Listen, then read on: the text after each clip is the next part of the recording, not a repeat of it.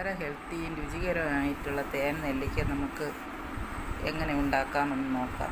കഴുകി വൃത്തിയാക്കിയ നെല്ലിക്ക ഒരാവി ചെമ്പിൽ 10 മിനിറ്റ് അടച്ച് വെച്ച് നമുക്ക് വേവിക്കാം. അതിന് ശേഷം നമ്മൾ ആവിയിൽ വേവിച്ച നെല്ലിക്ക ഒരു ഫോർക്ക് കൊണ്ട് ഇതുപോലെ ഓരോന്നും കുത്തിക്കൊടുക്കാം. ഇനി നമുക്ക് പനം കർക്കണ്ട് ഒരു പാത്രത്തിൽ ഇട്ട് 1/2 കപ്പ് വെള്ളവും ചേർത്ത് തിളപ്പിക്കാം. അതിനുശേഷം മറ്റൊരു പാത്രത്തിൽ ഇത് അരിച്ചെടുത്ത ശേഷം അതിൽ നെല്ലിക്കയും